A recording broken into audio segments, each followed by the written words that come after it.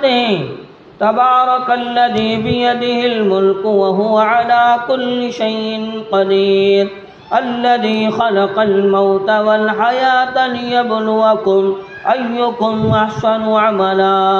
اللہ فرماتے ہمیں تمہیں موت اور حیات کا نظام دے کر، تمہاری زندگی دے کر ہم دیکھنا چاہتے ہیں لیبلوکم ایکم احسن عملا، ہمارے پاس کون اچھا عمل کر کے آتا ہے۔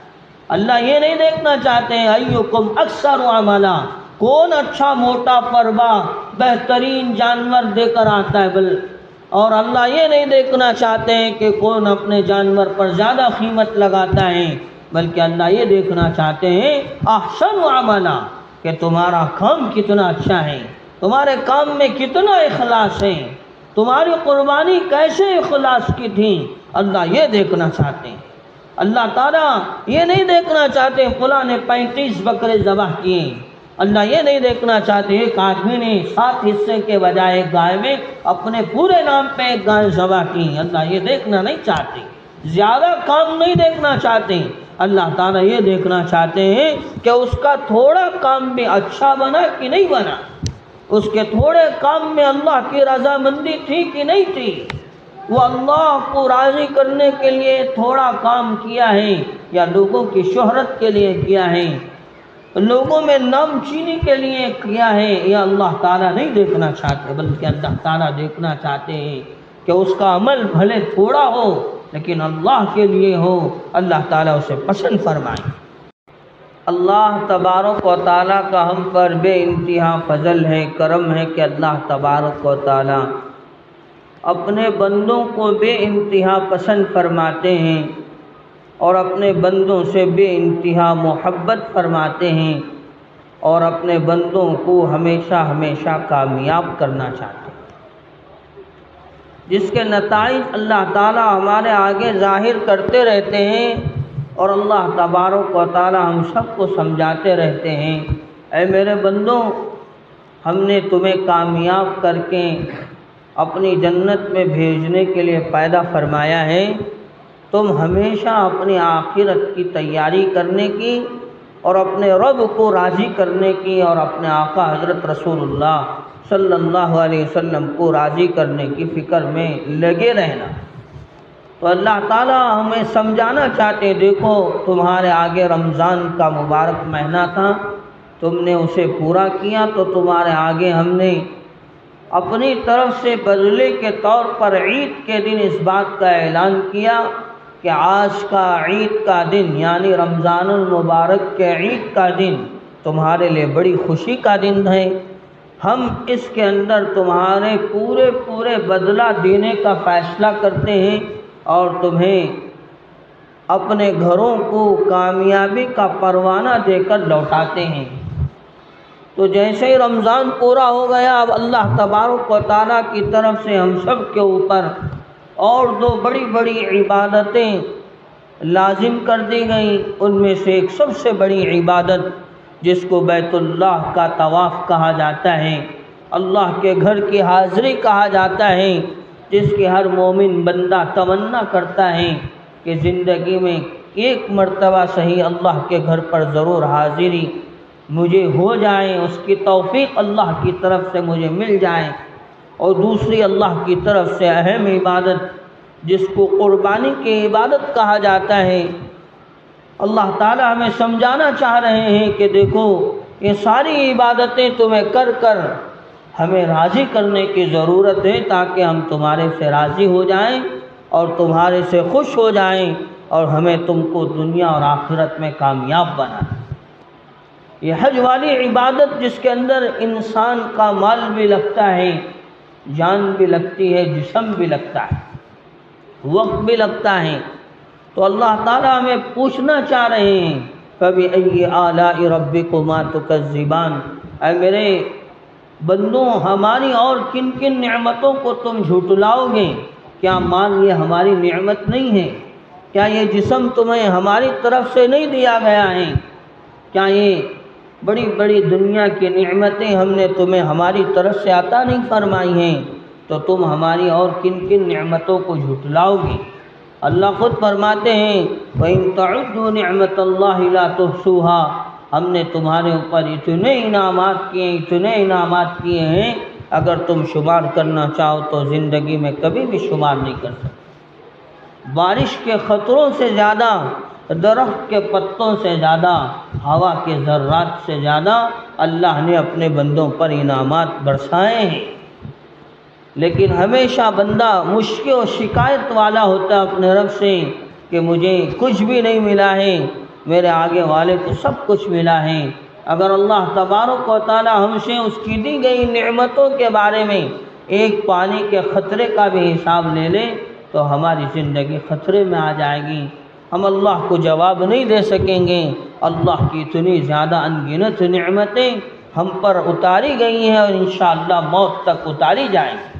اور موت تک نہیں، اس کے بعد کے آگے کے مراحل میں بھی اللہ کا فضل اگر ہم پر ہوگا ہم کامیاب بن کے جنت میں جائیں گے، ورنہ اگر اللہ کا غضب و غصہ ہوگا ہم ناکام بن کے جہنم کے حوالے کر دیے جائیں گے۔ بہرحال عزیز بزرگوں، دوستوں، ایک تو حج والی عبادت ہے جو اللہ تبارک و تعالی نے جن احباب پر مالی نصاب کی حیثیت فرض فرمائی ہے تو ان کے اوپر حج فرض بن جاتا ہے۔ دین کی شربت رکھنے والے لوگ سمجھداری کا کام لیتے ہوئے پوری کوشش کرتے ہیں کہ ہم اللہ کے گھر پہ ضرور جائیں، اور بہت سارے اللہ کے مقبول بندے ایسے ہوتے ہیں جن کو اللہ کے گھر پر پہنچنے کی توفیق مرحمت ہوتی ہے۔ ایک مرحلہ ابھی چل رہا ہے کہ بہت سارے اللہ کے بندے، بہت سارے اللہ کی بندیاں اللہ کے گھر کی طرف روانہ ہو رہی ہیں اور اللہ کو راضی کرنے کے لیے اپنے جان مال کی وقت کی قربانی دے رہی ہیں۔ اللہ کرے کہ یہ موقع موت سے پہلے ہم سب کو مرحمت ہو۔ اللہ تعالی ہمیں بھی اللہ کے گھر پر حاضری کی توفیق مرحمت فرمائے۔ تو اس کے علاوہ ایک ہماری دوسری عبادت بھی ہے جس کو قربانی کی عبادت کہا جاتا ہے۔ ماشاءاللہ ہم سب جانتے ہیں کہ قربانی کی عبادت ایک بڑی خوشی کی چیز ہوتی ہے، اور یہ موقع ہوتا ہے جس کو بیان کرنے کا تاکہ ہمارے جذبات جاگ جائیں، ہماری پست ہمتیں بلند ہو جائیں۔ اس لیے کہ ہم خود دیکھتے ہیں، اندازہ لگاتے ہیں، کوئی چیز کھڑی کی کھڑی ہے تو اس پر دھول آ جاتی ہے، مٹی آ جاتی ہے۔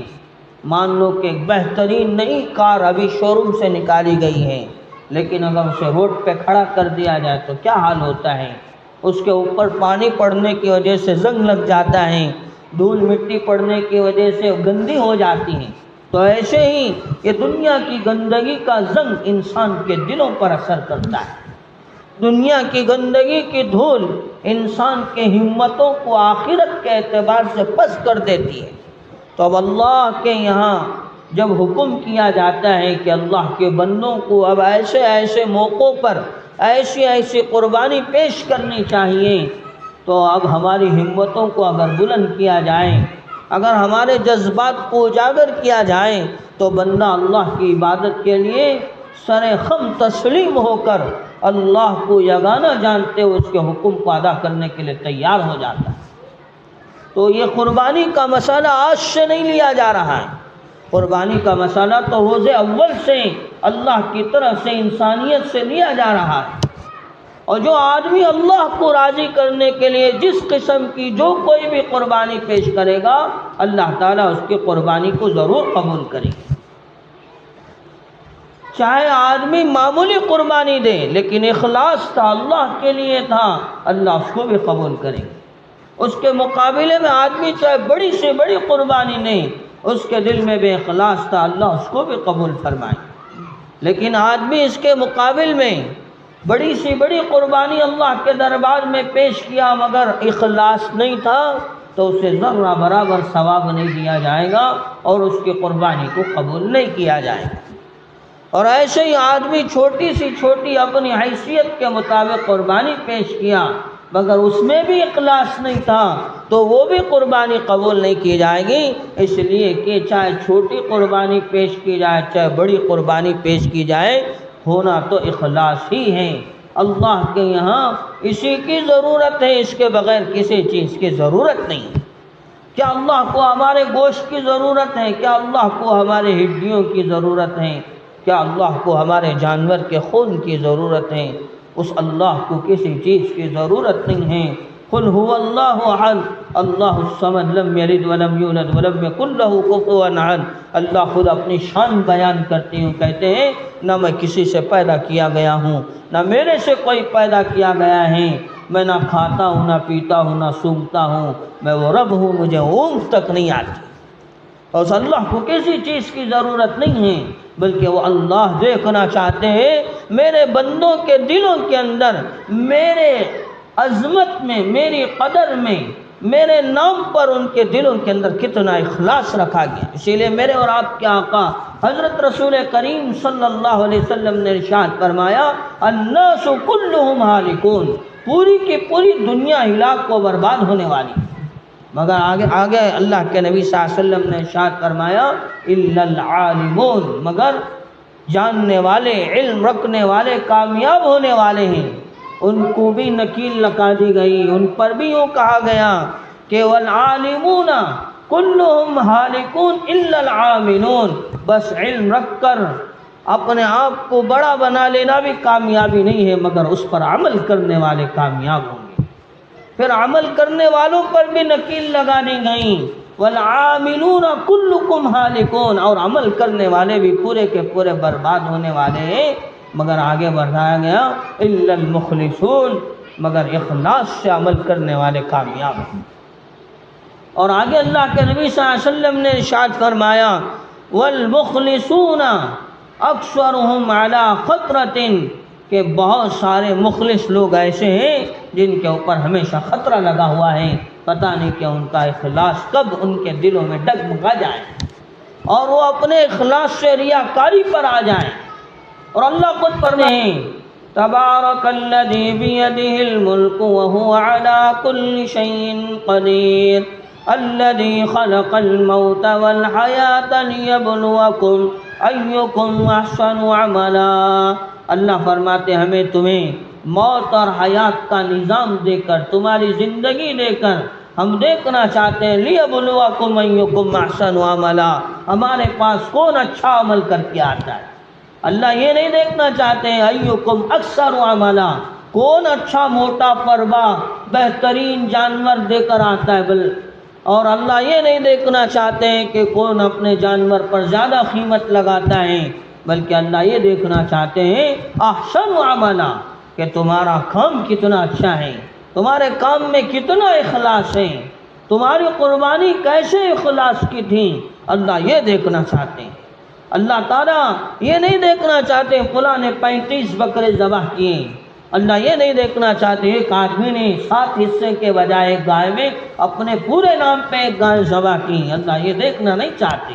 زیادہ کام نہیں دیکھنا چاہتے۔ اللہ تعالیٰ یہ دیکھنا چاہتے ہیں کہ اس کا تھوڑا کام بھی اچھا بنا کہ نہیں بنا، اس کے تھوڑے کام میں اللہ کی رضامندی تھی کہ نہیں تھی، وہ اللہ کو راضی کرنے کے لیے تھوڑا کام کیا ہے یا لوگوں کی شہرت کے لیے کیا ہے، لوگوں میں نام چینی کے لیے کیا ہے، یا اللہ تعالیٰ نہیں دیکھنا چاہتے، بلکہ اللہ تعالیٰ دیکھنا چاہتے ہیں کہ اس کا عمل بھلے تھوڑا ہو لیکن اللہ کے لیے ہو، اللہ تعالیٰ اسے پسند فرمائے۔ کہ حضرت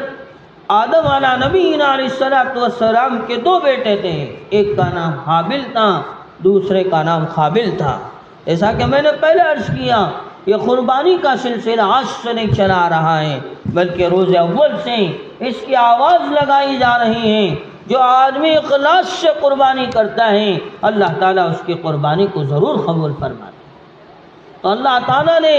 حضرت آدم علیہ السلام کے 2 بیٹوں کو، حابل کو قابل کو قربانی کا حکم فرماتے ہیں کہ تم دونوں کامیابی کے لیے ہمارے نام کی قربانی پیش کرو۔ آج کے دور میں جس طرح کا قربانی کا نظام ہے ایسا پہلے نہیں تھا۔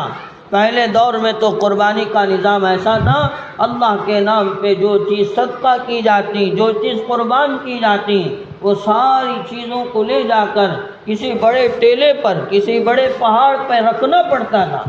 پھر اللہ کی طرف سے کوئی آگ آتی یا ہوا آتی اس کو لے جاتی اور آگ آ کے کھا جاتی، اس کو ختم کر دیتی، تو یہ اس بات کی دلیل ہوتی تھی کہ اللہ نے اس کی قربانی کو قبول فرما لیا۔ تو بہرحال دونوں حابل بھی قربانی کرتا ہے، قابل بھی قربانی کرتا ہے۔ حضرت آدم علیہ السلام کے دونوں بچوں کی قربانی ہوتی ہے، اور دونوں اپنے قربانی کا سامان لے جا کے پہاڑ کی اونچائی پر رکھ دیتے ہیں، تو اللہ کی طرف سے حابل کی قربانی کو قبول کر لیا جاتا ہے۔ آسمان سے آگ آتی ہے اور اس کی قربانی کو قبول کر لیا جاتا ہے، اس کی قربانی کے سامان کو کھا کر ختم کر دیتے ہیں۔ اس کے مقابل میں قابل کی قربانی کو قبول نہیں کیا جاتا، اسی لیے وہ قاتل بن جاتا ہے، حابل اپنے بھائی کا اس کا قتل کر دیتا ہے۔ کیوں قبول نہیں کی جاتی اس کی قربانی؟ اس لیے کہ اس کے دل کے اندر اخلاص والی چیز ختم ہو چکی ہے۔ وہ بس اپنے بھائی حابل پر کامیابی چاہنے کے لیے قربانی پیش کیا تھا، اور حابل یہ اللہ کو راضی کرنے کے لیے قربانی پیش کیا تھا، تو اللہ تعالیٰ نے حابل کی قربانی کو اس کے دل میں اخلاص ہونے کی وجہ سے، اللہ کے لیے ہونے کی وجہ سے قبول فرما لیا۔ اس کے مقابل میں قابل کی قربانی اس نے اپنی نفسانیت کے ناطے حابل کو نیچا دکھانے کے لیے اور حابل کی خواہش کو ختم کرنے کے لیے اس نے قربانی پیش فرمائی تھی، تو اس کے اندر اخلاص نہیں تھا، اللہ کے لیے کرنا نہیں تھا، تو اللہ تعالیٰ نے اس کی قربانی کو بھی قبول نہیں فرمایا، اس کی قربانی ناکام ہو جاتی ہے، نامراد ہو جاتی ہے۔ عزیزان ملت، آج ہم کیا قربانی پیش کریں گے؟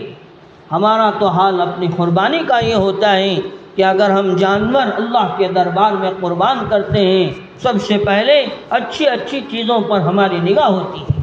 ہم پہلے ہی سے طے کر لیتے ہیں فلاں چیز، فلاں ران اور سر اور پیر،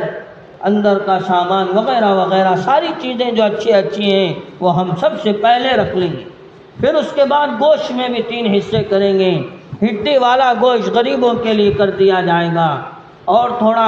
ہڈی کے ساتھ گوشت ملا ہوا گوشت دوسرا حصہ اپنے رشتہ داروں کے لیے کر دیا جائے گا، اور اچھا گوشت ٹکڑے بہترین اپنے لیے اٹھا لیں گے۔ ہماری قربانی بھی ہو رہی ہے، اور قربانی کے اندر اتنا بڑا جھول ہو رہا ہے،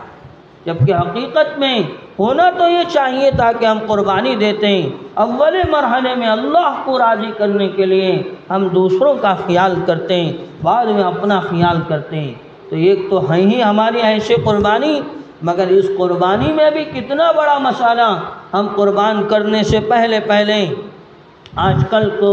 یوٹیوب کا واٹس ایپ کا زمانہ ہے کہ بکرے کی تصویریں کھینچی جاتی ہیں اور اسے بناؤ سنگار کیا جاتا ہے،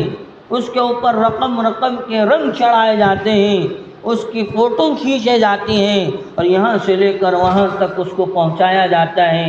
اس کے بارے میں تذکرے کیے جاتے ہیں، جبکہ ہونا تو یہ چاہیے تھا کہ ہم اللہ کے نام پر اللہ کا جانور قربان کر رہے ہیں، اس کے بارے میں کچھ بھی تذکرہ نہ ہوتا، ڈرتے ہوئے اللہ کے نام کی قربانی دیتے۔ ہم اتنا اپنا مالی مصرف لگا رہے ہیں اس کے اوپر،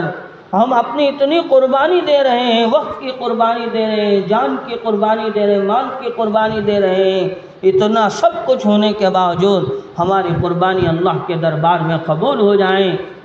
بجائے قبول ہونے کے اگر رد کر دی جائے تو ہماری پوری محنت بیکار ہو جائے گی، یہ سوچتے ہوئے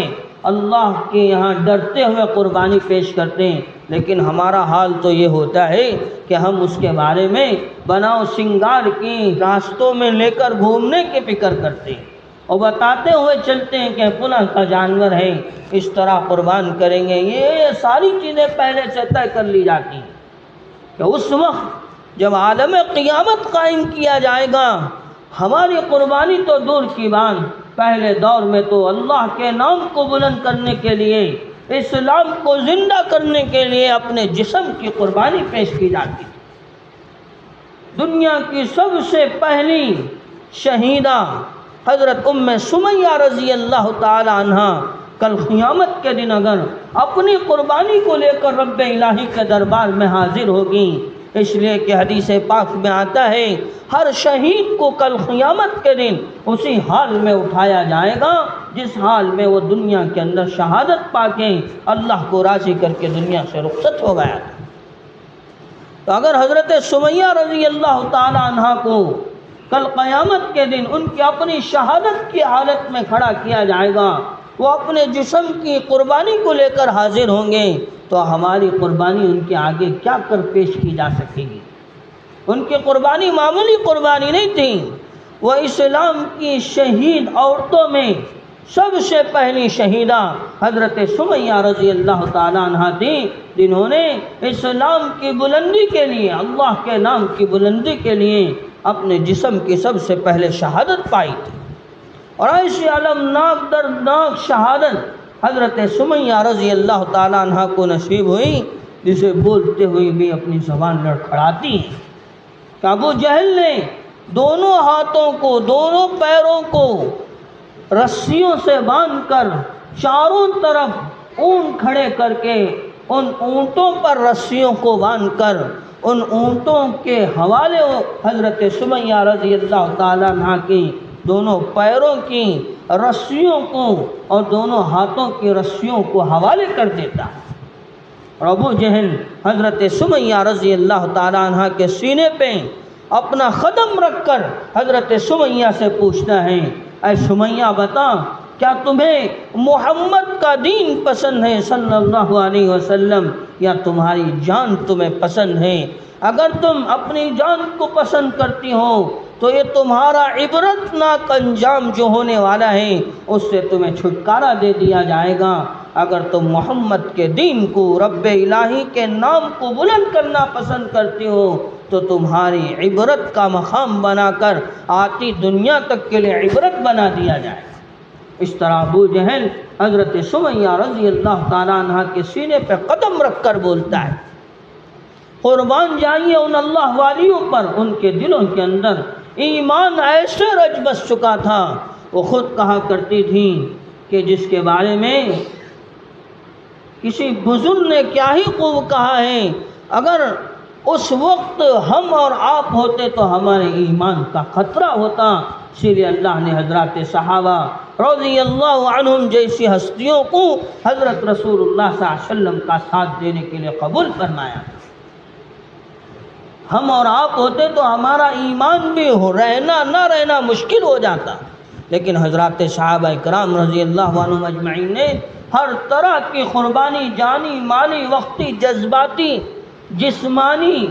سب چیزوں کی قربانی دے کر اللہ کے نام کو بلند کیا اور حضرت رسول اللہ صلی اللہ علیہ وسلم کے دین کو بلند کیا۔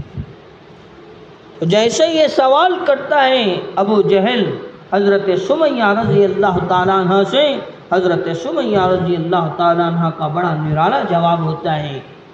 اگر اس جواب کو لے کر وہ کل قیامت میں اللہ کے دربار میں قربانی کو لے کر حاضر ہوں گی تو ان کے قربانی کے آگے ہماری قربانی کی کیا حیثیت ہوگی؟ ان کی قربانی کے آگے جو ہے ہمارے جانور کی کیا حیثیت ہوگی؟ ان کی قربانی کے آگے جو ہے ہمارے جانور کے قربانی کی کیا حیثیت ہوگی؟ یہ تو کچھ بھی نہیں ہوگا۔ حضرت سمیہ رضی اللہ تعالیٰ عنہ ابو جہل سے کہنے لگتی ہیں، اے ابو جہل تو گواہ رہنا، اور یہ آج مکے کی پہاڑیں بھی گواہ رہیں گی۔ یاد رکھ، احد کا پہاڑ اور مکے کا پہاڑ اپنی جگہ سے ضرور ہل سکتا ہے، مگر یہ سمیہ اللہ کے نام پہ مر مٹنے کے لیے، اللہ کے دین کو بلند کرنے کے لیے اتنی زیادہ اپنے آپ میں کوشش میں پیش کرتی ہے کہ کبھی بھی اپنے آپ میں اللہ کے نام کو بلند کرنے سے ہٹ نہیں سکتی۔ قربان کرنے کے لیے میں تیار ہوں اپنے آپ کو، مگر اللہ کے نام کو، اللہ کے دین کو اپنے زندگی سے دور کرنے کے لیے تیار نہیں ہوں۔ اس طرح کا جواب حضرت سمیہ رضی اللہ تعالیٰ عنہ کا ہوتا ہے۔ جیسے یہ جواب ہوتا ہے، ابو جہل کا حکم ہوتا ہے اونٹ کو اپنی اپنی طرف دوڑایا جائے۔ حضرت سمیہ کہتے ہیں، اے ابو جہل ایک لمحے کے لیے رک جا۔ حضرت سمیہ رضی اللہ تعالیٰ عنہ اپنے بیٹے حضرت یاسر رضی اللہ تعالیٰ عنہ کو کہتی ہیں، اے یاسر بس اتنے پر بس نہ کرنا، تم دوڑتے ہوئے جانا حضرت محمد الرسول اللہ صلی اللہ علیہ وسلم کے پاس، اور یہ کہنا کہ اے محمد صلی اللہ علیہ وسلم، تمہاری چاہنے والی حضرت سمیہ رضی اللہ تعالیٰ عنہ اسلام کو بلند کرنے کے لیے، دین کو بلند کرنے کے لیے اور آپ کے نام کو بلند کرنے کے لیے، آپ کی محبت میں وہ وہاں اپنی جان قربان کر رہی ہیں۔ آپ بڑے سے بڑے اونچے ٹیلے پہ چڑھ کے کھڑے ہو جانا اور حضرت سمیہ رضی اللہ تعالیٰ عنہ کے قربان ہونے کے منظر کو اپنے آنکھوں سے دیکھیں، تو یہ حضرت سمیہ رضی اللہ تعالیٰ عنہ کی قربانی تھی۔ اگر یہ حضرت سمیہ رضی اللہ تعالیٰ عنہ کل قیامت کے دن اگر اپنی قربانی کی حالت کو لے کر کل قیامت کے دن حضرت سمیہ رضی اللہ تعالیٰ عنہ اللہ کے دربار میں اس حال میں حاضر ہوگی کہ ان کے جسم کے 4 ٹکڑے جو چاروں طرف اونٹوں کو دوڑایا گیا تھا اور درمیان سے حضرت سمیہ رضی اللہ تعالیٰ عنہ چیر دی گئی تھی، وہ اپنے چیرے ہوئے جسم کو لے کر، بہتا ہوا خون لے کر اللہ کے دربار میں حاضر ہوگی۔ اللہ تعالیٰ پوچھیں گے، اے سمیہ تم نے یہ قربانی کس کے لیے پیش کی؟ حضرت سمیہ رضی اللہ تعالیٰ عنہ کہیں گی، یا اللہ تیرے لیے اور تیرے نام کو بلند کرنے کے لیے ہم نے پیش کی۔ تو ان کے آگے ہمارے جانور کی قربانی کی کیا حیثیت ہوگی؟ اس لیے حضرت ابراہیم علیہ السلام کی قربانیوں کی لاج اللہ تعالیٰ نے رکھی۔ ان کے جذباتی قربانیاں یہ اللہ کو راضی کرنے والی قربانیاں تھیں۔ ان کی قربانیاں اتنی بلند تھیں کہ اللہ تعالیٰ نے حضرت ابراہیم علیہ السلام کو خلیل اللہ کے شرف سے نوازا۔ اللہ تعالیٰ خود یہ کہے کہ خلیل، یہ حضرت ابراہیم علیہ السلام میرے دوست ہیں، تو ان کے لیے کتنی بڑی خوش قسمتی کی بات ہے۔ ایک آدمی اللہ کو راضی کرنے کے لیے ساری زندگی تھکا دیتا ہے، سب کچھ قربان کر دیتا ہے تاکہ میرا اللہ میرے سے راضی ہو جائے، اور کسی سے اللہ خود ہی کہے کہ فلاں میرا دوست ہے، تو اس کے کامیابی کا کیا پروانہ ہوگا اور اس کی کامرانی کا اور اس کے حق میں اللہ کی طرف سے دی جانے والی جنت کا کیا نمونہ ہوگا، یہ آدمی اندازہ نہیں لگا سکتا۔ خود اللہ تعالیٰ نے حضرت ابراہیم علیہ السلام کے جذبات کو اپنے کلام میں یوں کہا ہے کہ حضرت ابراہیم علیہ السلام کے جو جذبات تھے وہ ایک امت کی طرح تھے۔ ایک آدمی کے، 2 آدمی کے جذبات اللہ نے حضرت ابراہیم علیہ السلام کو نہیں دیے تھے، بلکہ ان کی ہمت اللہ کے نام پہ قربانی دینے کے لیے، ان کے جذبات اللہ کے نام پہ قربان کرنے کے لیے، وہ ایک پوری امت کے برابر اللہ نے حضرت ابراہیم علیہ السلام کو جذبات دیے۔ اسی لیے اللہ تعالیٰ نے مقام ابراہیم مصلی بنایا۔ ہمارے نبی حضرت رسول اللہ صلی اللہ علیہ وسلم کو یہ حکم ہوا، اے نبی صلی اللہ علیہ وسلم، ہم حضرت ابراہیم علیہ السلام کے قربانیوں سے، ان کے جذبات سے ایسے راضی ہو گئے کہ انہوں نے جس جگہ قدم رکھا آپ اسے مصلی کی سجدے کی جگہ بنائی۔ اتنا زیادہ حضرت ابراہیم علیہ السلام کے قربانیوں کی اور ان کے جذبات کی اللہ کے دربار میں لاج رکھی گئی کہ سب سے پہلا مرحلہ تھا نار نمرود میں کودنے کا۔ ایک بڑی آگ اوپر سے چڑیا جاتی تو وہ بھی جل کے ختم ہو جاتی، لیکن انہوں نے اپنے نفس کو پیچھے ڈال کر اپنے رب کے حکم کو آگے رکھا، اپنے جذبات کی قربانی دی، اپنے جسم کی قربانی دی، اپنے آپ کو آگ میں ڈالنے کے لیے تیار ہو گئے۔ اللہ نے حکم دیا، بیوی بچے جو بڑے مشفق ہوتے ہیں، جن کے اوپر آدمی اپنی ساری زندگی کی محبت کا سرمایہ پیش کرتا ہے، اور حضرت ابراہیم علیہ السلام کو اولاد بھی ہوئی بڑی عمر میں، اور کسی کو بڑی عمر میں بہت عرصے کے بعد اولاد ہو تو کتنی اپنی اولاد سے محبت کر سکتا ہے، ہم اندازہ لگا سکتے ہیں۔ اور اس بات کا اندازہ ان لوگوں کو ہوتا ہے جن کی گود اولاد سے محروم ہے۔ اللہ تعالیٰ ہر گود کو اولاد سے بھرپور فرمائے، اور جن کے اولاد ہے اللہ تعالیٰ ان کی زندگیوں کی تربیت کے فیصلے فرمائے۔ الغرض بتانا یہ ہے، بڑی عمر کا مسئلہ تھا، اولاد آخر میں اللہ کی طرف سے مرحمت ہوئی تھی۔ حکم ہوتا ہے اپنے بیوی کو، بچے کو ایسی جگہ لے جا کر چھوڑنا جہاں جنگل کا جنگل ہے، کوئی وہاں نگرانی کرنے والا نہیں ہے۔ تو حضرت ابراہیم علیہ السلام نے قربانی دے دی، چلو اللہ کا حکم ہے چھوڑ کر آئے۔ اور آگے اللہ تعالیٰ نے بیان فرمایا، اے ابراہیم اپنے لخت جگر نور نظر کو ہمارے دربار میں پیش کرنا ہے۔ بڑی مشکل کی بات، آدمی اپنی انگلی اپنے ہاتھ سے کاٹ نہیں سکتا ہے، آدمی اپنے ہاتھ سے اپنا خون بہانا پسند نہیں کرتا ہے، آدمی یہاں تک کہ جب اسے زخم ہو جاتا ہے، زخم سوکھ کر جو چھلکا اس کے اوپر آتا ہے وہ بھی اگر جسم سے خود نہ نکلے، اس کے نکالنے میں بھی اسے تکلیف ہو تو وہ بھی نکالنا اسے دشواری کا سبب ہوتا ہے اور اس کے لیے دشواری کا سامان ہوتا ہے۔ تو اپنے لخت جگر کو، نور نظر کو اللہ کے دربار میں ذبح کرنے کا حکم ہوتا ہے۔ تو یہ کتنی بڑی قربانی کی بات ہے، یہ کتنے بڑے جذبات کی قربانی ہے اور کتنی بڑی قربانی کا سامان انہوں نے اللہ کے دربار میں پیش فرمایا۔ اسی لیے اللہ نے اس سنت کو قیامت تک کے لیے انسانیت پر واجب فرمایا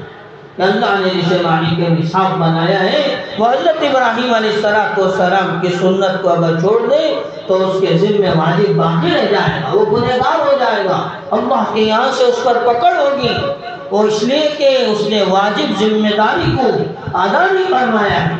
اس لیے کہ حضرت ابراہیم علیہ السلام کی قربانی یہ بہت بڑی قربانی تھی۔ اللہ تعالیٰ نے اس کی لاج رکھی۔ بیٹے نے خود اپنے ابو سے کہا تھا، ابا جان اگر سینے کے بل مجھے نہ لٹایا جائے، میری پیٹھ کو اگر اوپر نہ کیا جائے، میرا سینہ اگر اوپر ہو، چہرہ آپ کے چہرے سے دکھ رہا ہو تو محبت درمیان میں آ جائے گی۔ اس اللہ کی محبت کی کامیابی میں بیٹے اور باپ کی محبت کی قربانی دینا یہ میرے اور آپ کے لیے ضروری ہے۔ آپ ایسا کیجئے، بجائے مجھے پیٹھ کے بل لٹانے کے سینے کے بل لٹا دیجئے تاکہ میرے اور آپ کا چہرہ سامنے نہ آئے، آپ کی اور میری محبت اللہ کی محبت کے درمیان میں آڑ نہ بنے۔ اور ہمارے اور آپ کا نمونہ کیا ہے کہ ہماری اور اللہ کی محبت میں درمیان میں ہمارا مال آڑ بن جاتا ہے،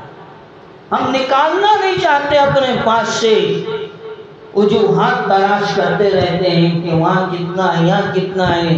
500,000 زیادہ ہو جائیں گے تو کیا ہو جائے گا، اللہ کے نام پہ قربانی کی جا رہی ہے۔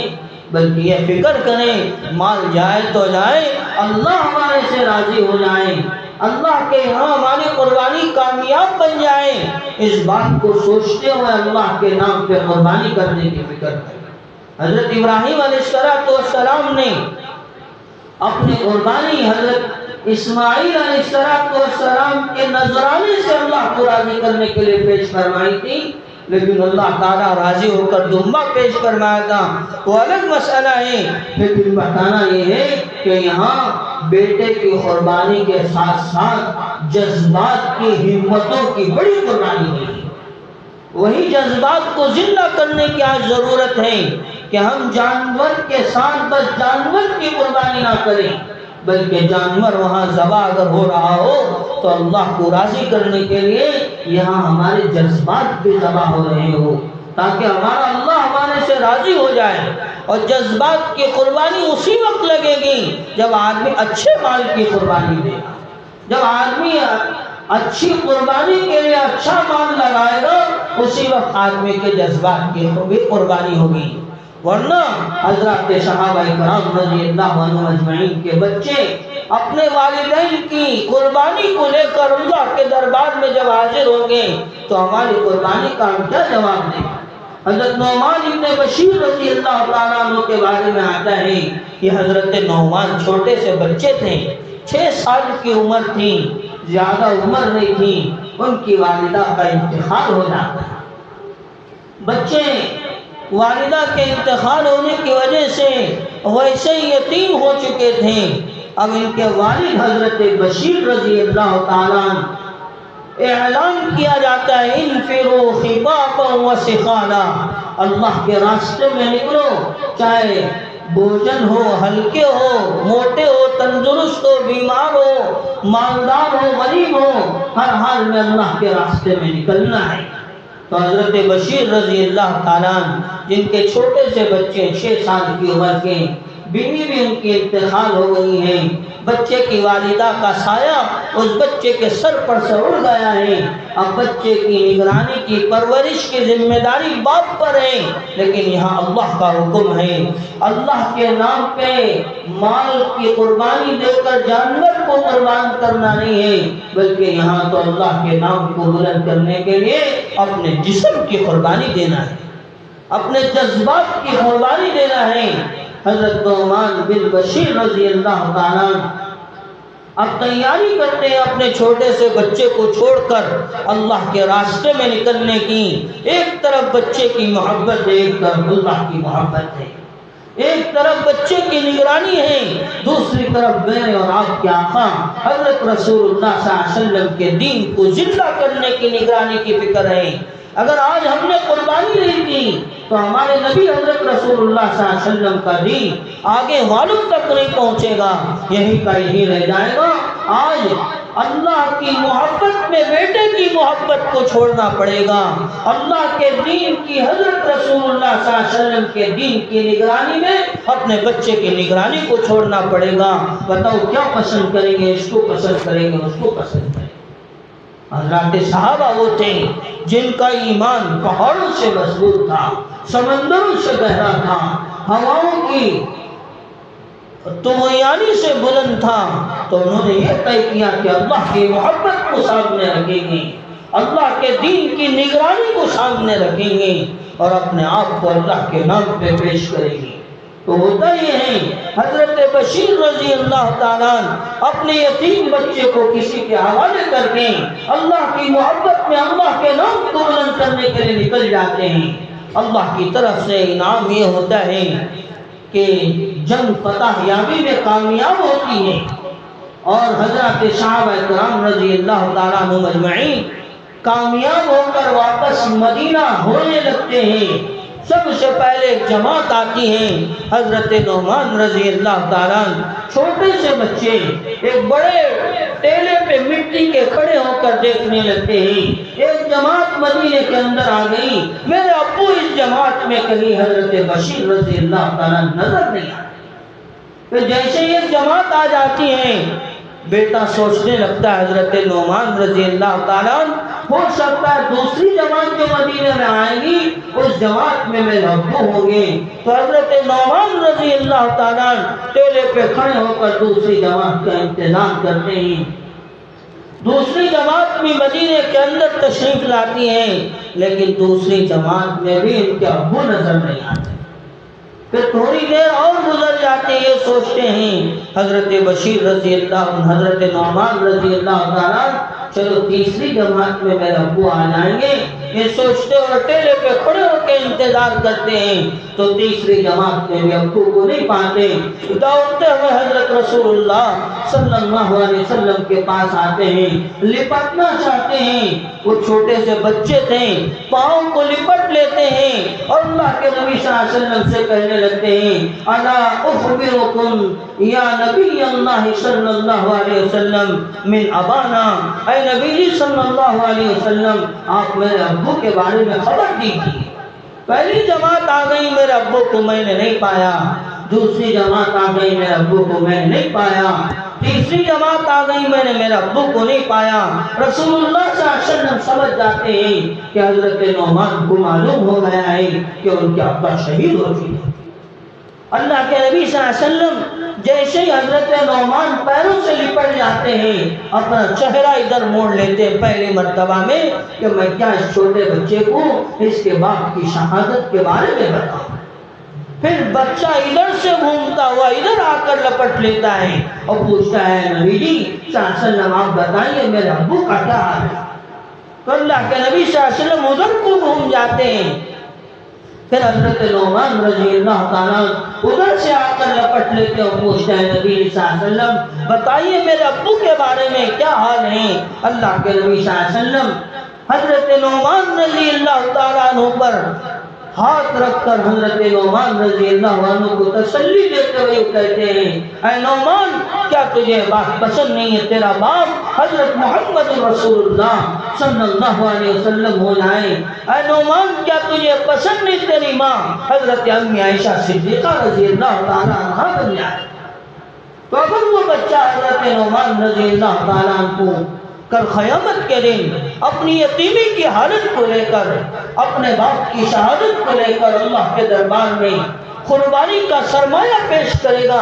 یا اللہ میں نے اپنے 6 سال کی عمر میں اپنی ماں کا سایہ کھویا تھا اور اپنے 6 سال کی عمر میں نے اپنے باپ کو تیرے نام کے بلند کرنے کے لیے شہید ہونے کے لیے روانہ فرمایا تھا، اب بتا تو میری اس قربانی سے خوش نہیں ہے؟ تو ہم خود اندازہ لگا سکتے ہیں اللہ تعالیٰ ان کی قربانی کی کیا راج رکھی۔ اگر ایسے وقت میں ہم اپنی ریاکاری کی قربانی کو، اپنی کم ہمتی کی قربانی کو، اپنے معمولی جذبات کی قربانی کو اس رب الہی کے دربار میں لے جائیں گے تو ہماری قربانی کا کیا حال ہوگا؟ ہماری قربانی کا ہم چہرہ اللہ کے دربار میں کیسے دکھا سکیں گے؟ کیا یہی دکھا سکیں گے یا اللہ میں اپنی قربانی کم جذبات کی، کم ہمتوں کی، کم پیسوں کی تیرے دربار میں پیش کر رہا ہوں اور اس کو میں لے کر حاضر ہوا ہوں، جبکہ اللہ فرماتے ہیں تمہاری قربانی کی کوئی چیز ہمیں نہیں چاہیے، لن ینال اللہ لحومها ولا دماؤها ولکن ینالہ التقوی منکم، نہ تمہارا خون ہمارے پاس آتا ہے، نہ تمہارا گوشت ہمارے پاس آتا ہے، نہ ہی تمہاری ہڈیاں ہمارے پاس آتی ہیں، کچھ بھی تمہارا ہمارے پاس نہیں آتا، بلکہ ہم دیکھنا چاہتے ہیں کہ تمہارے اندر ہمیں راضی کرنے کا جذبہ کتنا تھا، ہمیں خوش کرنے کا جذبہ کتنا تھا، تمہاری کامیابی کا جذبہ تمہارے اندر کتنا تھا، تمہارے دلوں کے اندر ہمارا ڈر کتنا تھا۔ ہم نے تمہیں مال دے کر مالک نصاب بنایا تو تمہارے جذبات کیسے تھے؟ کیا تم نے مال کو سامنے رکھا یا اللہ کے حکم کو سامنے رکھا؟ یہ اللہ تعالیٰ دیکھنا چاہتے ہیں۔ آج کے دور میں اگر آدمی کے پاس 70,000 روپے بھی اس کی رقم نہیں بول کر وہ کھاتا پیتا اچھے گھرانے کا آدمی ہے، اپنے کمائی کے علاوہ وہ اگر پیسہ رکھا ہوا ہے کم از کم 70,000 روپے بھی، تو ایسے آدمی پر اپنے نام سے قربانی دینا واجب ہے۔ اس کے اوپر سال گزرنا بھی ضروری نہیں ہے، سال گزرنا تو مال کی زکوٰۃ ادا کرنے کے لیے ضروری ہے۔ اگر کسی آدمی کے پاس یوں سمجھیے آج عید کا 3را دن ہے، صبح صادق کے وقت میں آدمی کے پاس اگر 70,000 روپے یا اس سے زیادہ پیسے آ گئے تو رات میں سورج غروب ہونے سے پہلے اس کے اوپر قربانی واجب ہو جاتی ہے، اس پر بھی قربانی کرنا واجب ذمہ داری سمجھا جاتا ہے۔ آج ہمارے گھر والوں کے پاس، بیوی بچوں کے پاس کتنا مال ہوتا ہے، ان کے اوپر بھی قربانی واجب ہوتی ہے، اور خود آدمی کمانے والا ہے تو اس کے پاس بھی بہت سارا مال ہوتا ہے، پیسہ ہوتا ہے، وہ کسی ارادے سے جمع کیا ہوا ہوتا ہے تو اس کے اوپر بھی قربانی واجب ہوتی ہے۔ لیکن عام رواج ہمارا یہ بنا ہے کہ پورے گھر سے ایک بکرا ذبح کر دیا جاتا ہے، یوں سمجھا جاتا ہے ہر ایک کی قربانی ادا ہو گئی اور ہر ایک کا واجب ذمہ پورا ہوگا، یوں سمجھ کے پورے گھرانے سے ایک جانور 2 جانور ذبح کر کے بیٹھ جاتے ہیں۔ لیکن حقیقت حال یہ ہے کہ وہ آدمی جس کے پاس 70 یا 75,000 روپے بھی ہو، 80,000 روپے بھی ہو، ایسے آدمی پر بھی قربانی واجب ہے۔ تو ہم نے آپ حضرات کے آگے یہی باتیں رکھی، ہماری تو معمولی جانور کی قربانی ہوتی ہے، حضرات صحابہ کی قربانی یہ جانور کی قربانی نہیں تھی، بلکہ اللہ کو راضی کرنے کے لیے اپنے جسم کی قربانی تھی، اپنے خون کی قربانی تھی، اپنے جذبات کی قربانی تھی، اپنے بیوی بچوں کی قربانی تھی۔ وہ یہ نہیں سوچے کہ میں چلا جاؤں گا میرے بیوی کا کیا ہوگا، وہ یہ نہیں سوچے کہ میں چلا جاؤں گا میرے بچوں کا کیا حال ہوگا، انہوں نے یہ سوچا اگر میرا اللہ راضی ہو جائے گا میرے بیوی کا بھی مسئلہ حل ہو جائے گا، اگر اللہ راضی ہو جائے گا میرے بچوں کا بھی مسئلہ حل ہو جائے گا۔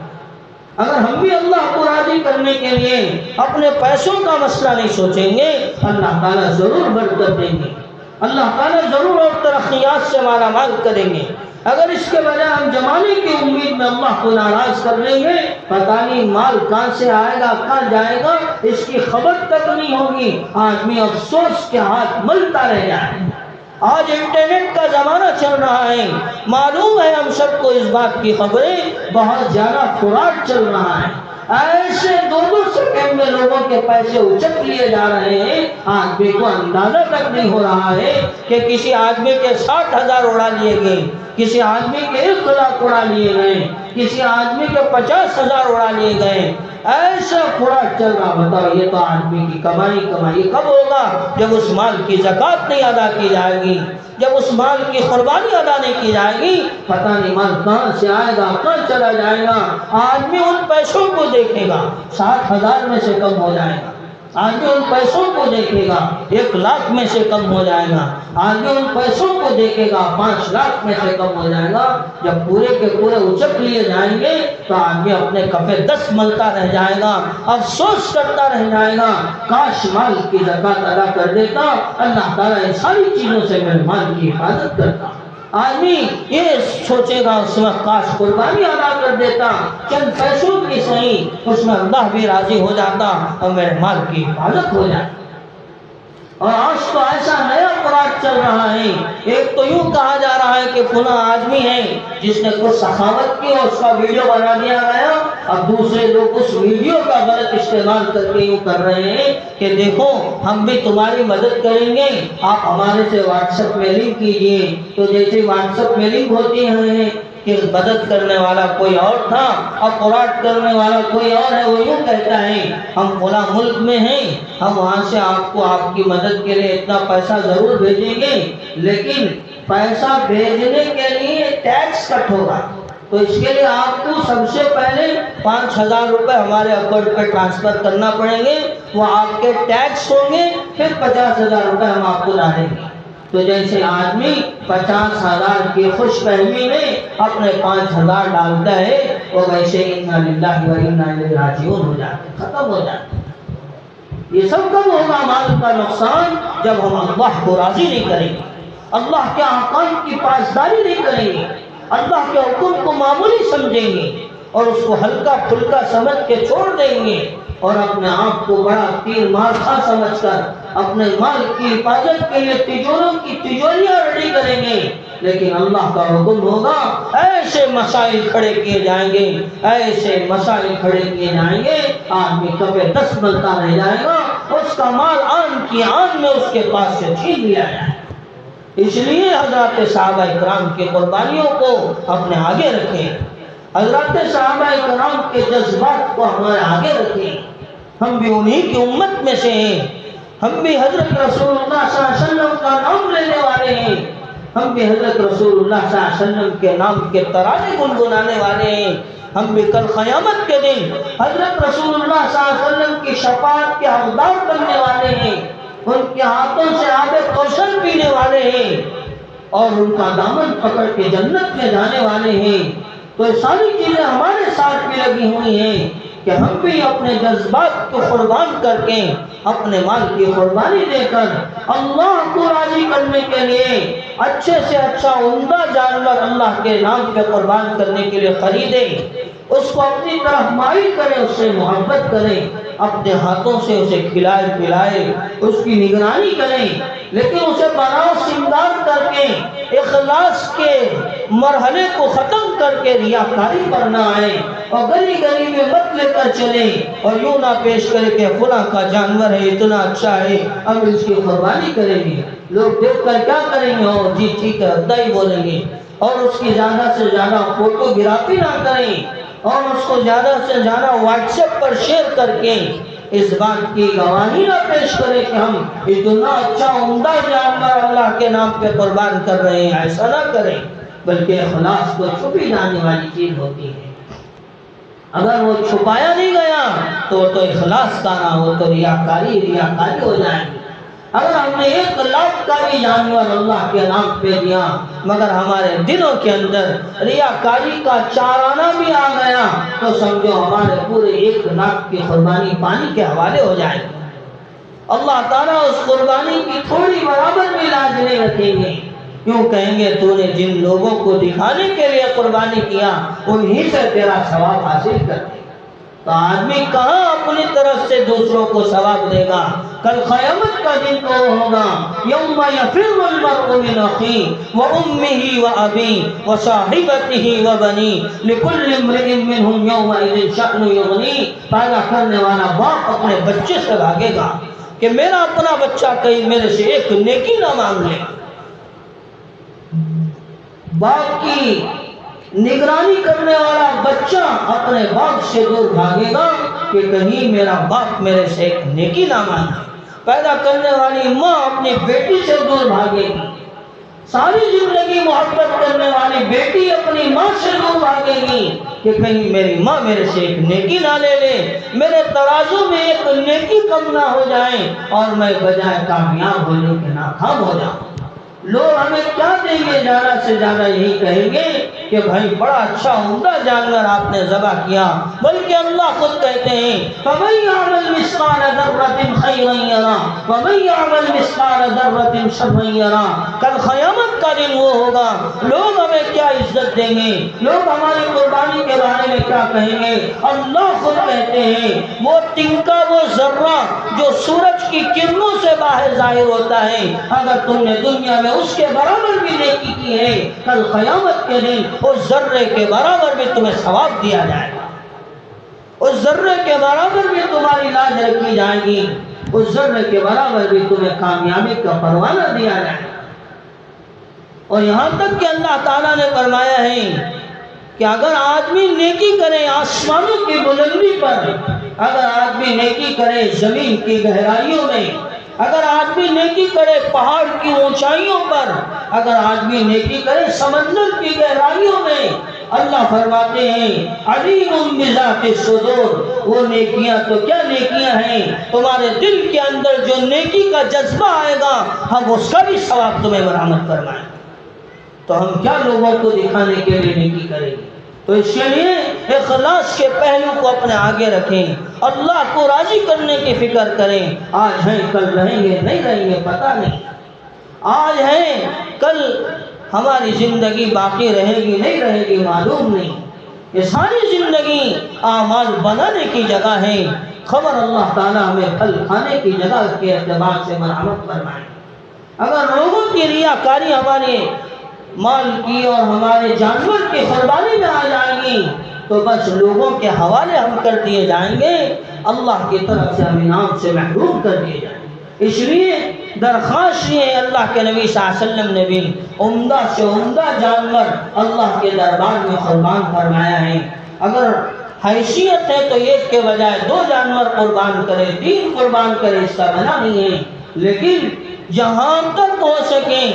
ریاکاری کے عمل سے اپنے آپ کو بچانے کی فکر کریں، اسے اپنی طرف مائل کرے، دوسروں کو کیا دکھائیں گے، تاکہ جب جانور اپنی طرف مائل ہو جائے گا، اپنے سے انسیت پالے گا، تو کل جب اسے ذبح کیا جائے گا تو جانور کے ذبح ہونے کے ساتھ ساتھ ہمارے جذبات بھی ذبح ہوں گے، اللہ تعالیٰ اسی کی لاج رکھیں گے اور ہمیں درد محسوس ہوگا کہ یہ ہمارے بچے کی طرح کا آج ہم اسے اللہ کے نام سے ذبح کر رہے ہیں، تو وہ ذبح ہونا ہی ہمارے لیے آخرت میں کامیابی کی دلیل ہوگا، اور وہی مخلص والا جانور کل قیامت کے دن ہماری سواری بن کر آئے گا، ہمیں جنت میں لے جانے کا سبب بنے گا، ہمارے پل صراط کے راستے کی آسانی ہموار کرنے کے لیے وہ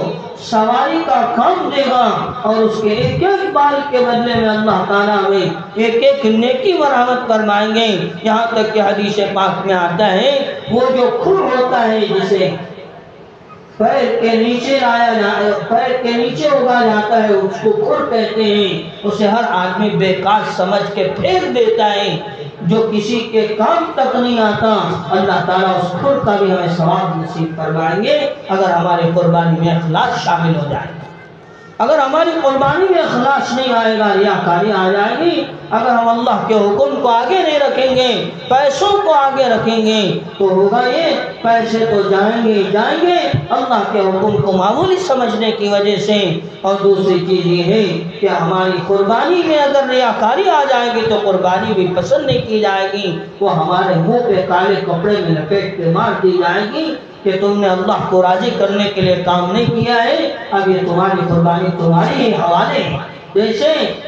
قابل کی قربانی کو لپیٹ کے اس کے حوالے کر دیا گیا تھا، اور حابل کی قربانی اخلاص والی تھی تو اللہ نے اسے قبول فرما لیا اور آگ آ کر اس کی قربانی کو ختم کر کے چلی گئی۔ تو لہٰذا آج کے بیان سے میں نے دو چیزیں آپ حضرات کے آگے پیش فرمائی ہیں۔ ایک تو یہ ہے کہ سب سے پہلا مسئلہ، اگر ہم مالک نصاب ہیں اس کے لیے زیادہ بڑی سوچ کی ضرورت نہیں ہے۔ کم از کم 70,000 75,000 ایک آدمی کمانے والا ہے، اس کی بیوی کے پاس اتنے پیسوں کا مال ہے یا اس کی بیٹی کے پاس اتنے پیسوں کا مال ہے تو ان پر بھی قربانی واجب ہو جاتی ہے۔ ہر ایک آدمی اس کے نام کی قربانی کرے، بھلے اپنے حیثیت کے اعتبار سے صحیح، بڑا جانور صحیح نہیں ہو سکتا، چھوٹا جانور نہیں ہو سکتا، آخری درجہ ان کے نام کا حصہ تو قربان کرنا ضروری ہے، واجب ہے۔ اگر واجب نہیں ادا کریں گے، ذمے میں واجب باقی رہ جائے گا، اللہ کے یہاں اس کی پکڑ ہوگی اور مال میں بھی اللہ کی طرف سے جھول کے فیصلے ہو جائیں گے۔ اگر اللہ کو راضی کریں گے، اللہ تعالیٰ اپنی طرف سے ہمارے مال میں بھی برکت کے اور خوب مرحمت کے عنایت کے فیصلے کریں گے۔ اور دوسری بات میں نے آپ حضرات کے آگے یہ عرض فرمائی کہ جو بھی جانور اللہ کے نام پہ قربان کرے اسے اپنے سے مانوس کریں، الفت سے محبت سے اس کے ساتھ پیش آئیں، اچھے سے اچھا عمدہ جانور اللہ کے نام پہ قربان کریں، اور قربان کرنے کے ساتھ ساتھ اپنے آپ میں ریاکاری والے عمل سے بچانے کی پوری فکر کریں۔ زیادہ واٹس ایپ سے اپنے جانور کو شیئر نہ کریں، یوٹیوب میں اس کے وسائل کو نہ ڈالیں، اور اس کی ساری جو چیزیں ہیں اس کے بارے میں جو ہے خود ہم بتانے سے زیادہ محسوس کر رہے ہیں کہ یہ ساری چیزیں ریاکاری کی ثابت ہوگی کہ اس کی ڈی پی رکھ لینا اپنے موبائل میں، اپنے بچوں کے ساتھ اسے کھڑا کر کے فوٹو لینا، یہ ساری چیزیں دوسروں کو بتانے کی ہے، دیکھو ہم کتنا عمدہ جانور اللہ کے نام پہ قربان کر رہے ہیں، یہ بتانا ہی ریاکاری ہے۔ اللہ کو ناراض کرنا ہے کہ آدمی جو کام کرتا ہے اللہ کے لیے وہ چھپا کر کرتا ہے، جیسا کہ حدیث پاک میں آتا ہے صدقہ ایسے حال میں کرو سیدھے ہاتھ سے دو تو اپنے دائیں ہاتھ کو تک معلوم نہ ہو۔ تو ہمارا جانور قربان ہو ہمارے گھر میں، سارے گاؤں کو، سارے محلے کو، سارے بستی کو اس کی خبر ہو، یہ تو ریاکاری ہے۔ اللہ تعالیٰ ہم کو ایسی ریاکاری سے بچنے کی توفیق عطا فرمائے۔ تو اخلاص کے ساتھ جو بھی جانور جیسا بھی اپنی حیثیت طاقت ہو اللہ کے نام پہ قربان کریں اور ریاکاری سے بچنے کی پوری کوشش کریں۔ اور تیسری چیز یہ ہے کہ دیکھیے آج کا پرفتن دور جو ہے ہمارے بچوں کے مستقبل کو بے انتہا خراب کرتا جا رہا ہے۔ میں نے گزشتہ جمعہ بھی اس سے پہلے والے جمعہ میں اس بات پر پوری تفصیل سے روشنی ڈالی تھی کہ اگر ہم بچوں کے علم کی، دنیا آخرت کی فکر نہیں کریں گے، ایک وقت وہ آئے گا ایک گھر میں رہیں گے، باپ مسلمان ہوگا، بچہ دل سے ایمان سے خالی ہو چکا ہوگا۔ اور یہ ساری چیزیں جو ہیں نیو ایجوکیشن پالیسی کے ذریعے سے ایجاد کر دی گئی ہیں۔ پہلے تو تعلیم سکھانے کے لیے اردو، انگلش، کنڑ جو بھی ہوتا تھا سکھانے کے لیے بچوں کو کہانیاں پڑھائی جاتی تھی، لیکن آج وہی علم سکھانے کے لیے اردو، انگلش، کنڑ لوگوں کو تعصب کی باتیں پڑھائی جا رہی ہیں، تعصب کے واقعات بنا کر پیش کیے جا رہے ہیں تاکہ بچے بچپن ہی سے اپنے دل کو بگاڑ کر اسلام کے تعاون میں نہیں بلکہ اسلام کی مخالفت میں کھڑے ہو جائیں۔ تو اس کے لیے اتنی ساری چیزوں سے بچانے کے لیے اپنے بچوں کو مکتب کی فکر کریں، مدرسوں کی فکر کریں۔ ماشاءاللہ ہمارے یہاں بھی مکتب چلتا ہے، اور ہم نے جلسے میں دیکھا بہت ساری بچیاں، بہت سارے بچے بڑے بہترین انداز میں بڑی اچھی چیزیں پیش کروائیں۔ یہ معلوم ہوتا ہے والدین کے فکروں کا نتیجہ ہے، یہاں کے اساتذہ کے فکروں کا نتیجہ ہے، یہاں کے ذمہ داروں کا، محلے والوں کی فکروں کا نتیجہ ہے۔ اگر ایسے ہی ہم اور فکر کر کر اپنے بچوں کو مکتب بھیجیں گے، ان کے آگے کے مستقبل کی فکر کریں گے، انشاءاللہ ہمارے بچے دیندار بھی بنیں گے، دنیا دار بھی بنیں گے، والدین کی عزت کرنے والے بھی بنیں گے، ہر ایک کے ساتھ اخلاق سے پیش آنے والے بھی بنیں گے۔ ورنہ اگر ہم نے اپنے بچوں کی فکر نہیں کی، بس دنیا دنیا دیتے رہ گئے، دنیا کمانے کے حوالے کر دیا، دین نہیں دیے، ایک وقت وہ آئے گا وہی بچہ پیدا کرنے والے باپ کو لات مارے گا، وہی بچہ پیدا کرنے والی ماں کو اپنے گھر کے باہر کرے گا، اور باہر کر کے اس کے گھر کے ٹھکانے کو اس سے محروم کرے گا، اور گلی کے، مساجد کے دروازوں کے حوالے کر دے گا، تاکہ وہ ویسی تیسی کر کے زندگی گزارے، اور وہ اپنے مزے میں دنیا کماتے کماتے اپنی زندگی گزارنے لگے گا۔ تو الحمدللہ آنے والے پیر سے ہمارے یہاں نیا مکہ مسجد کا مکتب بھی شروع ہونے والا ہے۔ اپنے بچوں کو پہلے دن سے داخلہ دلا کر اپنے بچوں کی تعلیم کی تربیت کی فکر کریں، تاکہ ہمارے بچوں کا مستقبل روشن ہو، اور وہ ہمارے بچے کامیاب بن کر اپنے والدین کی عزت کرنے والے اور لوگوں کے ساتھ اخلاق سے پیش آنے والے بنیں۔ بس اللہ تعالیٰ سے دعا فرمائیں، اللہ تعالیٰ ہم سب کو کہی گئی سنی گئی باتوں پر عمل کرنے کی توفیق عطا فرمائیں۔ آمین۔ وما علینا الا البلاغ، سنت